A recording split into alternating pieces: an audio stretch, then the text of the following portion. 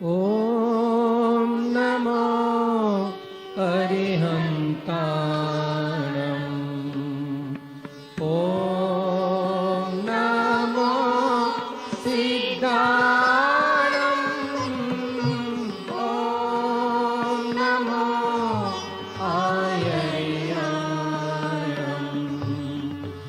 ॐ नमो उवज्जायाणम् नमो लोये सवसाहुनम् एषो पञ्च नमोकारो सौवापावपणासनो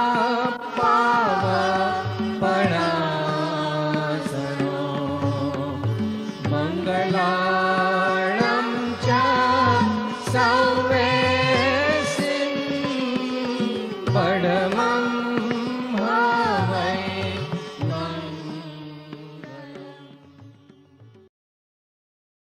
જાતને શાશ્વત આનંદની પ્રાપ્તિના માર્ગે આગળ લઈ જવી છે. કોઈ કે સાહેબ તમે લઈ જાઓ, અમારે કઈ લઈને જ જવી? તો કે એવું નથી પ્રભુ, તું પણ એમાં જ છો. ભલે તું એમ કે સાહેબ માં તો 5-10 બંગલા, 5-10 દીકરા, કરોડો અબજો રૂપિયા, કિંગકોંગ જેવું શરીર અને મારી ચારે બાજુ કીર્તિ થાય તો મારે બરાબર. તો જૂઠું છે એ જીવ, ભ્રમામાં તને સત્ય કહું છું, સુખ અંતરમાં છે, બહાર શોધવાથી મળશે. એટલે તને મળશે એમ નહીં, છે જ નહીં. સાચા સુખની વાત ચાલે છે, કાલ્પનિક સુખની વાત તો વ્યક્તિગત છે.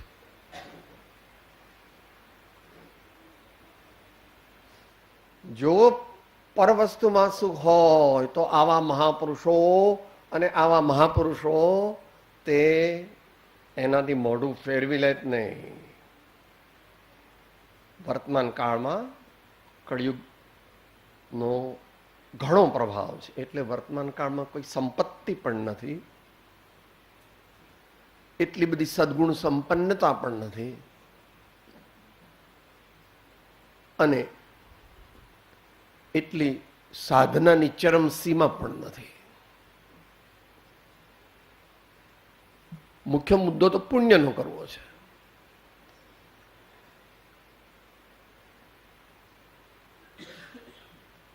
અલ્પ પુણ્યના ઉદયથી જીવ પોતાને કૃતકૃત્ય માને છે, અથવા મનમાં એવું માને છે કે આ બાવા લોકોને શું બિચારાને ખાવા ના મળે, આપણા જેવા રોટલી આપે તો એમનું ચાલે. મનમાં, બહારમાં તો કે મહારાજજી મહારાજજી અમારા લાયક સેવા હોય તો કહેજો, અમારા લાયક સેવા હોય તો. કેમ એવું કરે છે? બંને તીવ્ર મિથ્યાત્મના ઉદયને આધીન છે અને પદાર્થનો અનિર્ણય છે. સુખ ક્યાં છે એની ખબર છે તો અહીંયા ખબર છે, પણ અહીંયા નથી. અહીંયા ખબર હોય એનાથી મોક્ષ ન મળે. મોક્ષ એટલે આનંદ, બોધિ સમાધિ પરિણામ શુદ્ધિ. બોધિ સમાધિ પરિણામ શુદ્ધિ.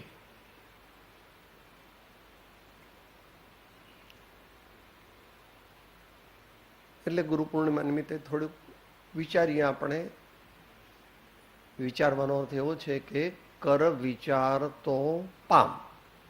આપણે વિચાર જ આખી જિંદગી કર્યા કરીએ ને કંઈ પામીએ નહીં તો સમજવું કે વિચાર બરાબર થયો, બોથ ક્વોલિટેટિવલી એન્ડ ક્વોન્ટિટેટિવલી. કે સાહેબ હું અબજપતિ છું પણ મારે તો આપણે સડક પર રહેવાનું. હું અબજપતિ છું પણ સડક પર રહું છું અને રોટલો માગીને કંઈ મળે તો ખાઉં છું. કે જૂના જમાનામાં એવું કહેતા, મેલ મુવા તારા અબજ રૂપિયામાં, મેલ મુવા તારા અબજ રૂપિયા ફોગટમાં ગયા.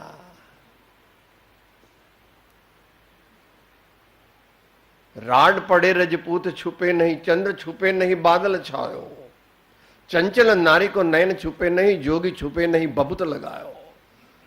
કદાચ છુપો રે છુપો રે છુપો રે, પણ કોક તો ઓળખી જાય, કોક તો ઓળખી જાય એને.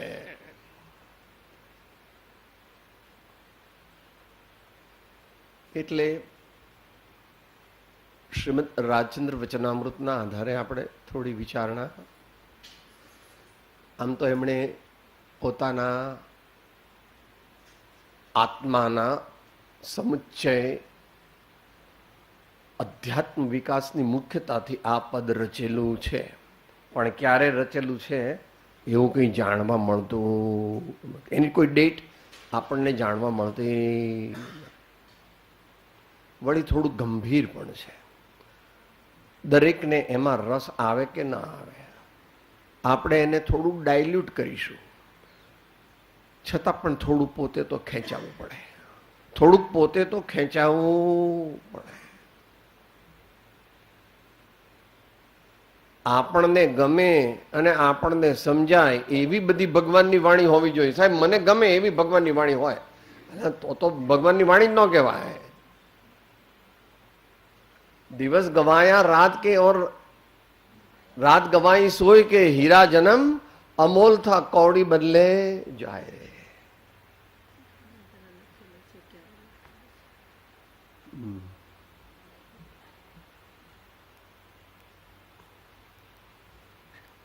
એની ઓથેન્ટિસિટી કેટલી છે એ ખબર નથી, કારણ કે હોય તો આમાં હોવી જોઈએ.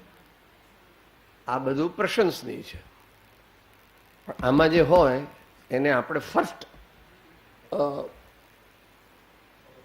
આપવાની પ્રાયોરિટી. એનીવે,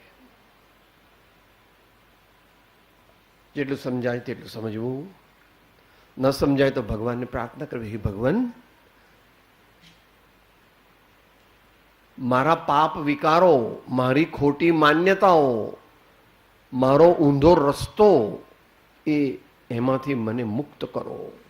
અને એ માટે પછી સાચો પ્રયત્ન પણ કરવો જોઈએ. સબસે શબ્દ મૂક્યો છે. તનસે મનસે ધનસે એટલું તો આપણે કરીએ છીએ થોડું ઘણું, કે સાહેબ સબસે એવું તો મને ન ફાવે, સબસે એવું તો મને ન ફાવે કે ફવડાવવું પડશે.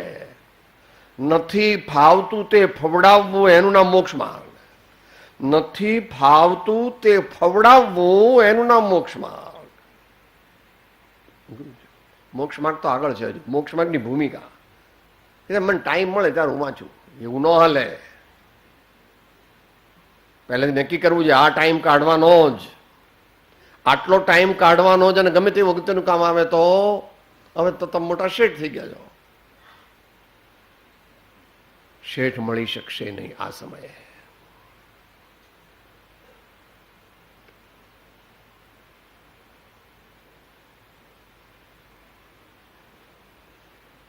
પદાર્થનો અનિર્ણય ટળ્યા વિના સાક્ષાત મોક્ષ માર્ગ મળે નહીં. 254 છેલ્લો મુદ્દો. પદાર્થનો અનિર્ણય ટાળ્યા વિના આપણને એટલે XYZ કોઈને પણ મોક્ષ માર્ગ મળે નહીં. ઘણા ભાઈઓ બહેનો કે સાહેબ થાય એટલી સાધના કરું છું, એનો અર્થ કે નથી કરતો. થાય એટલી સાધના તારી 1, 2, 5, 25, 50, 100, 1000 લફરા, હવે એમાં તને ક્યાંથી મરવાનો ટાઈમ નથી. થાય એટલું એટલે કરતો નથી. વળી કોઈક વાર આ તમારે જો ગાંડા આવે તો બેસવું થોડું જરા મસ્ત, પાછી ઘડી ઘડી આમ જોવું.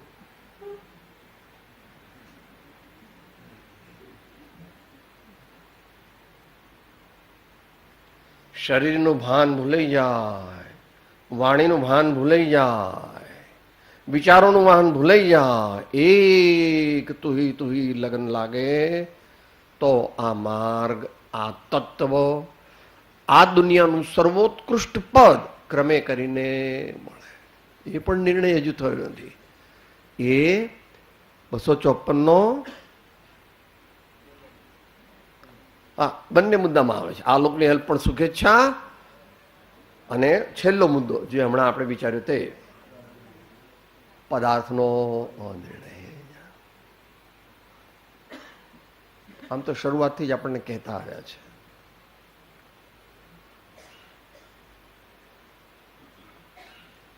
સાથે બોલીએ. પર વસ્તુમાં નહીં મૂંઝવો, એની દયા મુજને રહી. એ ત્યાગવા સિદ્ધાંત કે પશ્ચાત દુઃખ તે સુખ નહીં. એ ત્યાગવા સિદ્ધાંત કે પશ્ચાત દુઃખ તે સુખ નહીં. ઘણા કે સાહેબ ભગવાનનો માર્ગ અનેકાંતવાદ એટલે આમે ચાલે ને આમે ચાલે. ના, અનેકાંત દ્રષ્ટિયુક્ત એકાંત દ્રષ્ટિને સેવે તેને જ્ઞાન પ્રાપ્ત થાય. અઘરું છે નિર્ણય કરવો.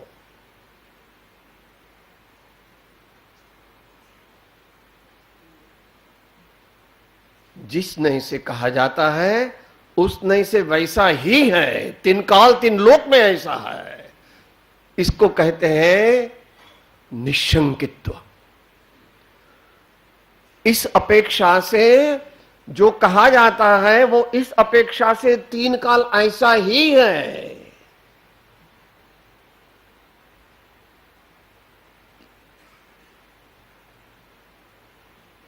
પ્રમાણ અને નયનો સમન્વય છે. પ્રમાણ એટલે સામાન્ય જ્ઞાન અને નય એટલે એક બાજુથી કહેલું કે સાહેબ ભગવાનને કોક વાર વિકાર થાય ખરો, એમાં હું ન થાય કે કેમ ન થાય? અનંત વીર્ય પ્રગટ કરેલું છે, નિર્વિકલ્પ અને નિર્બીજ સમાધિ સિદ્ધ કરી છે અને કોઈ પણ ઘાતી કર્મનો ઉદય પણ નથી. માટે ભગવાનને કોઈ દી જરા પણ વિકારનો અનંતાંશ પણ થાય એટલે તમારે તો અનેકાંત તો કોક વાર આમીન થાય. એનું નામ અનેકાંત નથી, સમજો નથી. એના ઘરનો અનેકાંત લઈ આવ્યો છે.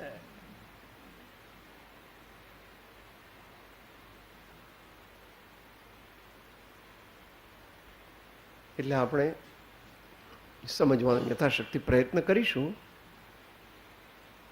વચ્ચે પ્રશ્નોત્તરી ના રાખીએ અત્યારે, પછીથી રાખીશું અનુકૂળ થાય તો. શ્રીમદ રાજચંદ્ર વચનામૃત પૃષ્ઠ સંખ્યા 796, હાથ નોંધ 1, પૃષ્ઠ 29, આંક 12. मर्ग सोच मिल गया छूट गए संदेह होता सो तो जल गया भिन्न किया निज दे होता सो तो जल गया भिन्न किया निज दे.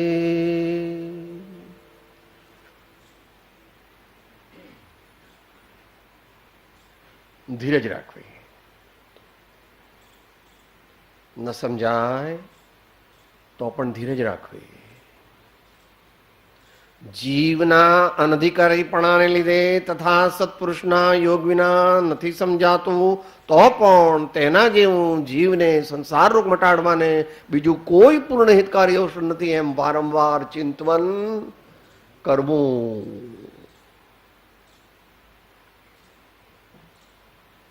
દુનિયામાં તું જે રીતે જીવે છે એ રીતે મોક્ષ માર્ગમાં ન અવાય. કારણ કે દુનિયામાં તો જેટલા દુનિયામાં છે એ બધા હાજી આપ કહો છે સાચું કે અત્યારે રાતના 12 વાગે છે, બરાબર છે, 12 વાગે છે.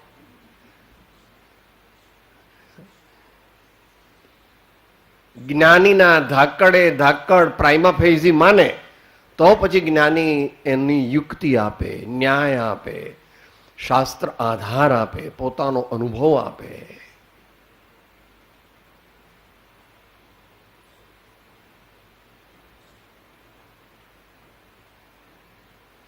પોતે મહાકવિ હતા, આધ્યાત્મિક કવિ હતા અને પોતાના અનુભવને અને પોતાના વિચારોને શબ્દમાં મૂકવાની એમનામાં એક વિશિષ્ટ શક્તિ હતી જે માત્ર યુગ પ્રધાન પુરુષોમાં જોવામાં આવે. બધા મહાપુરુષો વંદન યોગ્ય છે, પણ આવું જે હોય ને બહુ શાસ્ત્ર ભાષામાં એને સૂત્ર કરતા કહેવામાં આવે છે. શાસ્ત્ર ભાષામાં એને સૂત્ર કરતા કહેવામાં આવે છે.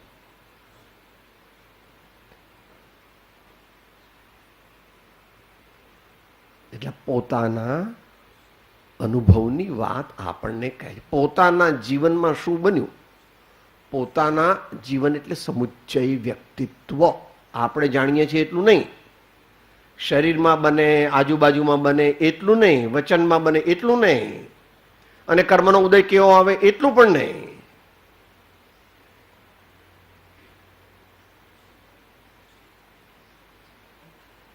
આત્મામાં શું થયું, મારા મૂળ સ્વરૂપમાં શું થયું. સંગ ત્યાગી, અંગ ત્યાગી, વચન તરંગ ત્યાગી, મન ત્યાગી, બુદ્ધિ ત્યાગી, આપા શુદ્ધ કીનો હૈ.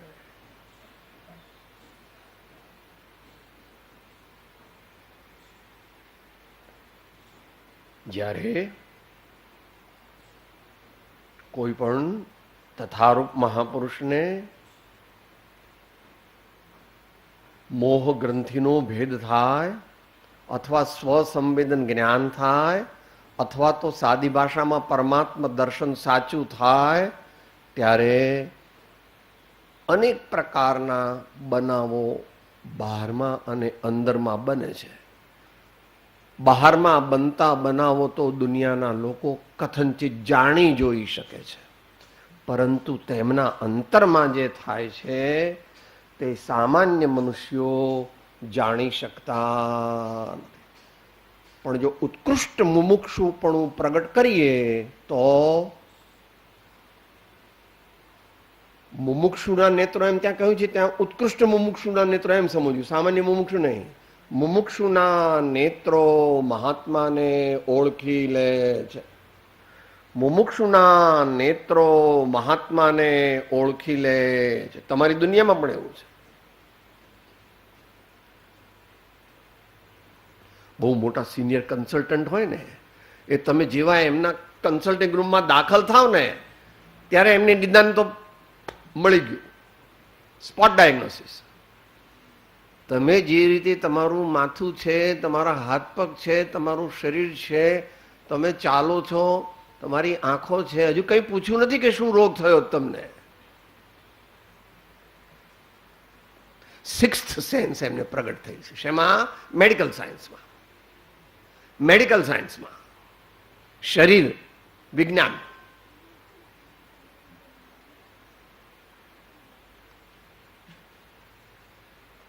તો મુમુક્ષુના નેત્રો મહાત્માને ઓળખે છે, એટલે સામાન્ય મુમુક્ષુ નહીં.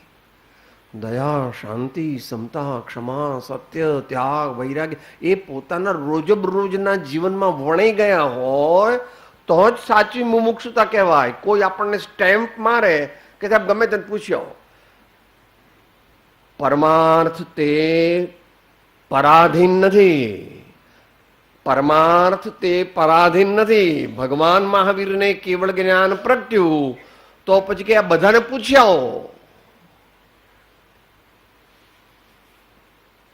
પરમાર્થ પરાધીન નથી.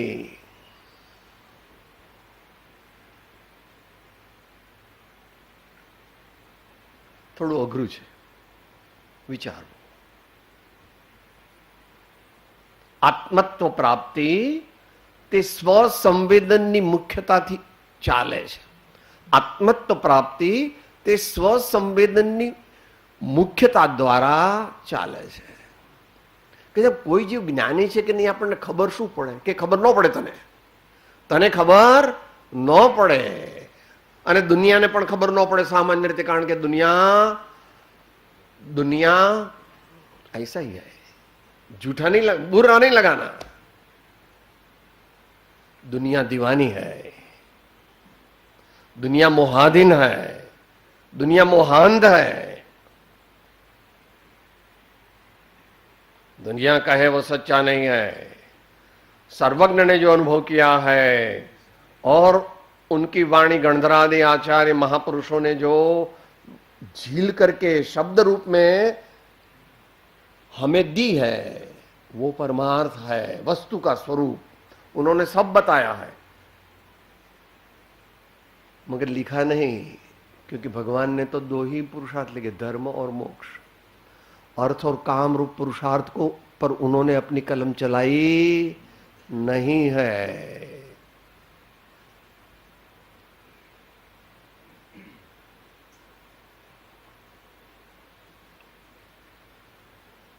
તો અહીંયા જે બનાવ બન્યો અંતરમાં, જે મોહ ગ્રંથિનો ભેદ થયો,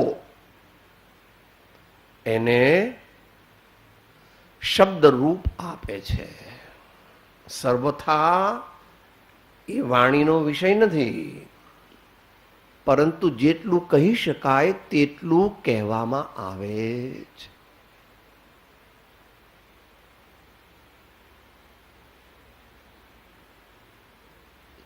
ભગવાને પણ એવું કીધું. પોતે કહેવા બેઠા સમયસાર,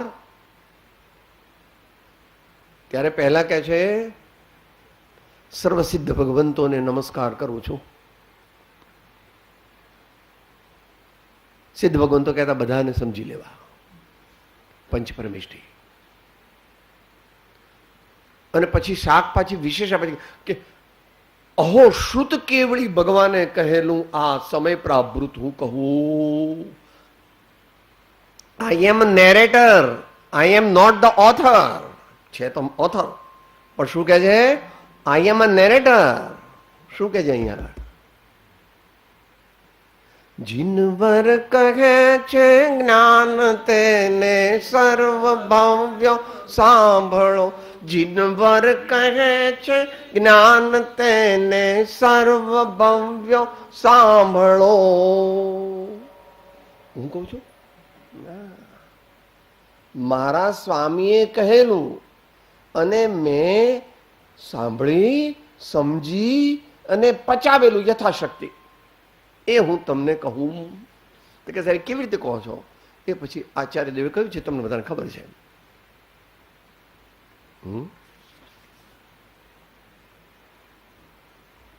આગમથી, સુયુક્તિથી, શ્રી ગુરુ ભગવંતોના કૃપા પ્રસાદથી અને પ્રચુર સ્વસંવેદનથી એમ કહું છું. છતાં પણ હું હજુ કેવળ જ્ઞાની નથી, માટે ક્યાંક મારી ભૂલ થઈ જાય તો આપ ધર્માત્મા મહાશય ઉદારતા રાખીને એ કાંકરા કાઢતા નહીં અને સારી સારી વસ્તુઓને ગ્રહણ કરી અને આત્મકલ્યાણના માર્ગમાં પ્રવર્તજો. એનું નામ શ્રોતા.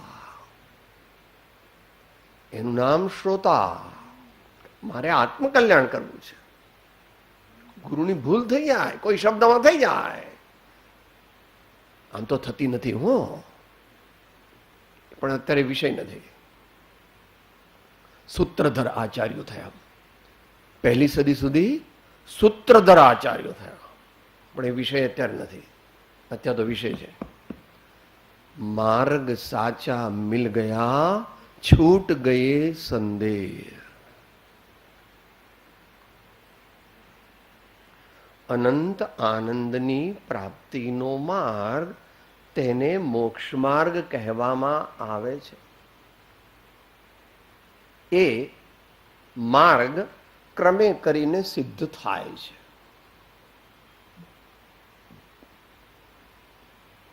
ભલે તમે લિફ્ટ રાખ્યું છે અને 38મા માળે પહોંચો છો, પણ પસાર તો થવું પડે છે. પહેલા, બીજા, ત્રીજા, ચોથા એમ કરીને 38મા માળે પહોંચી ગયા, પણ ખરેખર તો તમે ચડ્યા છો 1 2 3 4 5 6 7. એમ મોક્ષ માર્ગ તો પૂર્ણપણે 14મા ગુણસ્થાનના અંતે પ્રાપ્ત થાય છે સિદ્ધાંત પદ્ધતિથી, અને 13મા ગુણસ્થાને અધ્યાત્મની અપેક્ષાએ પૂર્ણપણે પ્રગટે છે. અત્યારે તો બંને નથી, તો શું કરવું? તો કે એનો જેટલો છે એટલો પણ તું બેર કરી શકે એમ નથી. અત્યારે જેટલો મોક્ષ માર્ગ છે એટલાથી ઉપજતું જે અતિન્દ્રિય આનંદનો પૂર એ પણ તું પચાવી શકે એમ છે.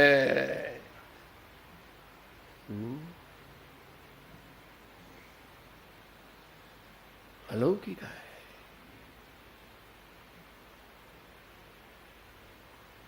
રામબાણ વાગ્યા હોય તે જાણે, રામબાણ વાગ્યા હોય તે જાણે.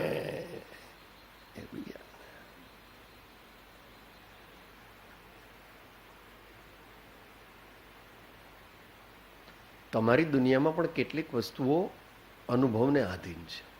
અનુભવને કે સાહેબ આપણે બાબલો થાય તો આપણને શું મજા આવે, કે એ તો બાબલો તને થાય તો તને ખબર પડે કે માતૃત્વ શું છે. એ બધું ચોપડીમાં તું વાંચે, બધું ઘણું બધું વાંચે અને પીએચડી એના પર કરે, થીસીસ લખે, મધરહુડ પર થીસીસ લખે. જોકે અત્યારે માતૃત્વ એવું ઓછું રહ્યું છે બહુ, પણ છે ખરું, થોડું ઘણું છે. દેશકાળ પ્રમાણે બધું વિપરીત છે તો છે.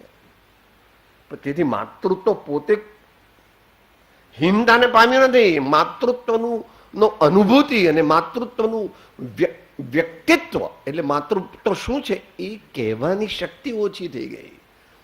કારણ કે એવું સાચું માતૃત્વ પણ રહ્યું. ખોટું ન લગાડું બહેનો હોય, એટલે પિતૃત્વ પણ એમાં જ આવી ગયો.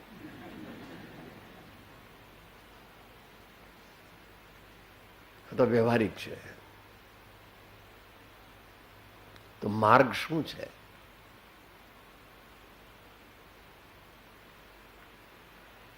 આચાર્ય મહારાજે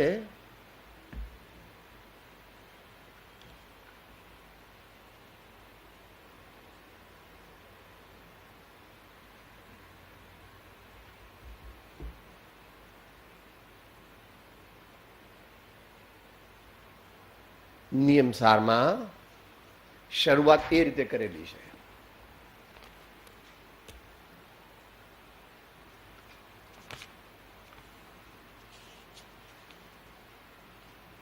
ગુજરાતી લઉં છું. ત્રીજી ગાથામાં હું શું કહેવાનો છું?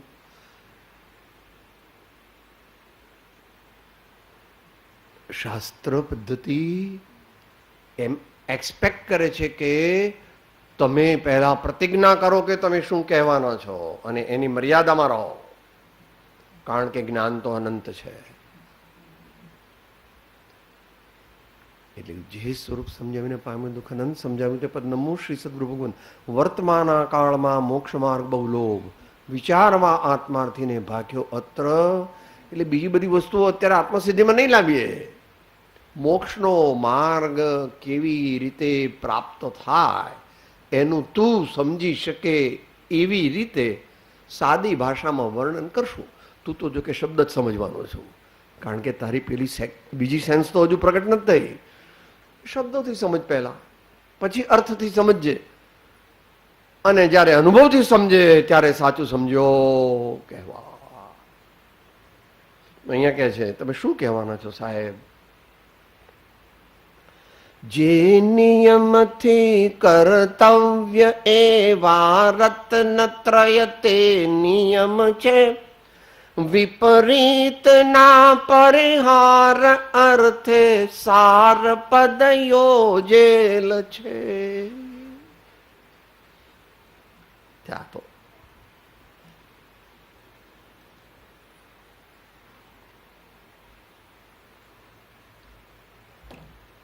તમે ઘઉં વીણો પછી કોઈની દેન છે કે જરા પણ કંઈક કાઢી શકે? સાહેબ હજુ સુધી બન્યું નથી એવું. 50 વર્ષ થઈ ગયા. હું ઘઉં વીણું પછી નાની કાંકરી, મોટો કાંકરો, કસ્તર, કંઈ પણ સડેલો દાણો કોઈ કાઢી ન શકે. આટલો બધો તમને વિશ્વાસ છે? આચાર્ય કહે છે સાર વિપરીત ના પરિહાર અર્થે સાર પદ યોજેલ છે. મારી બુદ્ધિ પણ અલ્પ છે, મારો અનુભવ પણ અલ્પ છે, વળી તમારો તો નહીવત છે. એટલે હું જે કહેવા માંગુ છું એ ત્રયરૂપી ધર્મ, જેનાથી આત્માને સમ્યક દર્શનની, સમ્યક જ્ઞાનની, સમ્યક ચારિત્રની પ્રાપ્તિ થાય. એમાં મુખ્યપણે તો એ મુનિપણનો ઉપદેશ કરવાના છે. છતાં પણ શરૂઆતમાં એમ કહેશે, કારણ કે મુનિપણું એ પણ સમ્યક દર્શનને આધીન છે. હમણાં કીધું ને તમે, આત્મજ્ઞાન ત્યાં મુનિપણું, પણ આધીન છે પણ એટલું નથી. આધીન છે પણ એટલું નથી, કારણ કે એનાથી ઘણું આગળ છે. સમ્યક દ્રષ્ટિ હોય તો 4-6 મહિને 12 મહિને આત્માનો અનુભવ થાય, સામાન્ય સમ્યક દ્રષ્ટિ હોય તો.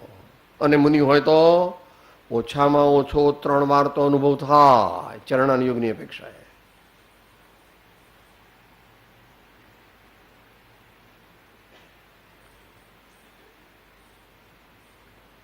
એ વાત હવે આપણને સમજાવે છે. માર્ગ સાચા મિલ ગયા, છૂટ ગયે સંદેહ. માર્ગ એટલે માર્ગ,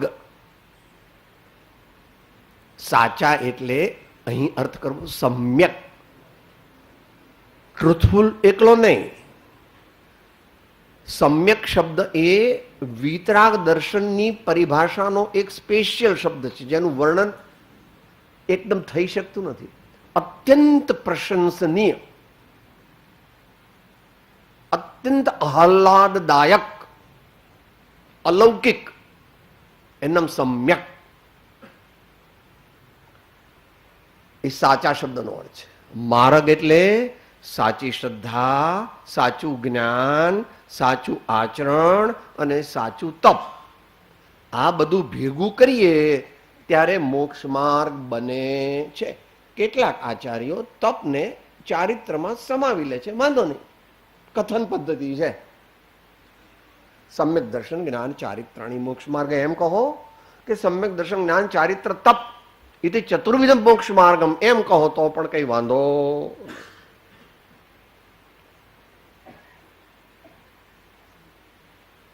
સાચા અને મિલ ગયા, ભૂતકાળ છે કે વર્તમાન કાળ છે કે ભવિષ્યકાળ છે? મિલ ગયા, વર્તમાન કાળ ને કેવી રીતે કહેવાય?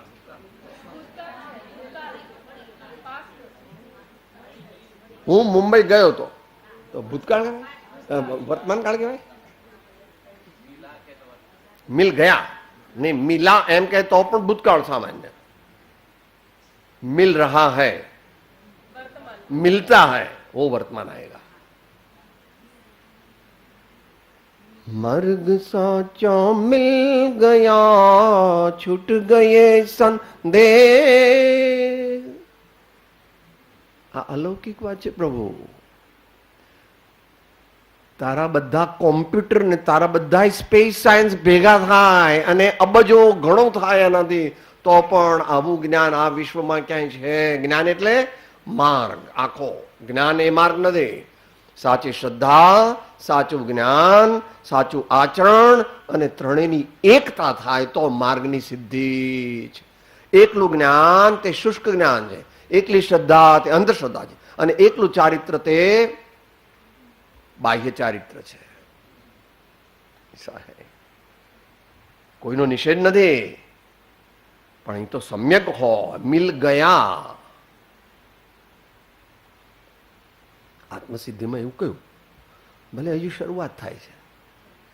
સદગુરુના ઉપદેશથી આવ્યો આ પૂર્વ ભાન, નિજ પદ નિજ માહી લયું, દૂર થયું અજ્ઞાન. ત્યાં અજ્ઞાન એટલે કુમાર્ગ આખો. અજ્ઞાન એટલે મારું અજ્ઞાન ગયું એમ નહીં, સમ્યક દર્શન પણ, મિથ્યા દર્શન પણ ગયું, મિથ્યા જ્ઞાન પણ ગયું અને મિથ્યા ચારિત્ર પણ ગયું. અત્યારે અધ્યાત્મ પરિભાષાથી વાત ચાલે છે કે ન જાય? સમ્યક દર્શન ક્યારે થાય? અનંતાનુબંધીની 4 પ્રકૃતિનો નાશ ન થાય તો જીવને સાચું સંકિત પ્રગટે, પરમાત્મ સંકિત પ્રગટે.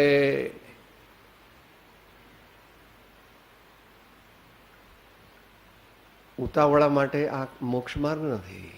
ધીર, વીર, ગંભીર, અડગ દેહ જતા પણ જે મોક્ષ માર્ગને છોડતા નથી એવા મહાપુરુષનો માર્ગ તે મોક્ષ માર્ગ છે. મારા તમારા જેવાનો સાહેબ પણ મન તો તબિયત સારી નથી સાહેબ, હમણાં હવે રિટર્ન ભરવાનું આવ્યું છે સાહેબ, મારે હમણાં લગ્ન છે દીકરીના. એ બરાબર છે, એનો સ્વીકાર છે, પણ એટલે તારી આજના સાધના જીરો ન થઈ જાય. દીકરીના લગ્નને દિવસે પણ દીકરીના લગ્નને દિવસે પણ જીરો સાધના ન હોય. અપેક્ષાએ આવું થયું હતું, બોલો ક્યારે થયું હતું? હા, પુનિત મહારાજના દીકરીના લગ્ન હતા ત્યારે પુનિત મહારાજે કીધું મારો તો ભક્તિ ભજન જેમ છે તેમ ચાલશે, હું લગ્ન ફગનમાં આવવાનો નથી, તમને યોગ્ય લાગે તેમ કરજો. સમજી ગયા ને હું જ્યાં હોઉં ત્યાં આગળ તમને પગે લાગવાનું મન થાય તો ત્યાં પગે લાગવા આવજો, નહીં તો રામ રામ. કે સાહેબ એ તો જરા બે સ્ક્રૂ ઢીલા કહેવાય, પોતાની ડ્યુટી નથી બજાવતા.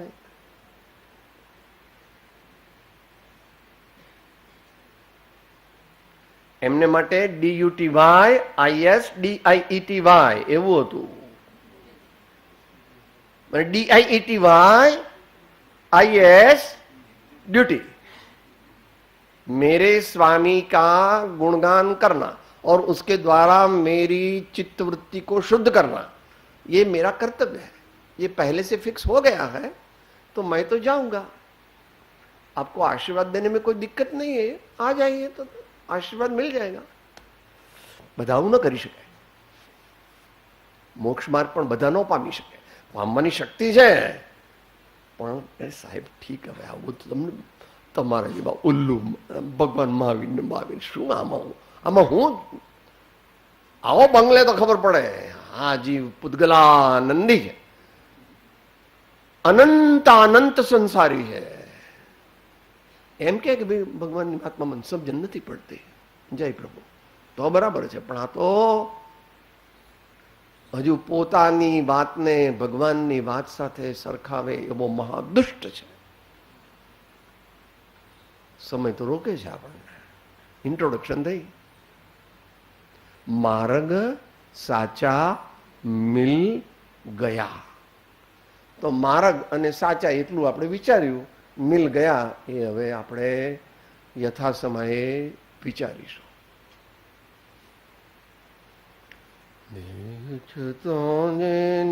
દશા વર્તે દેહાતે તે જ્ઞાની ના ચરણમાં હો વંદન.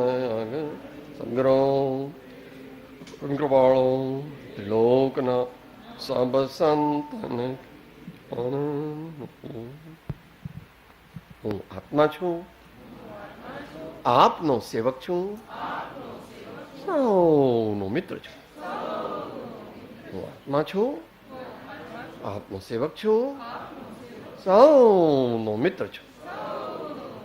હું આત્મા છું, આપનો સેવક છું, સૌનો મિત્ર છું.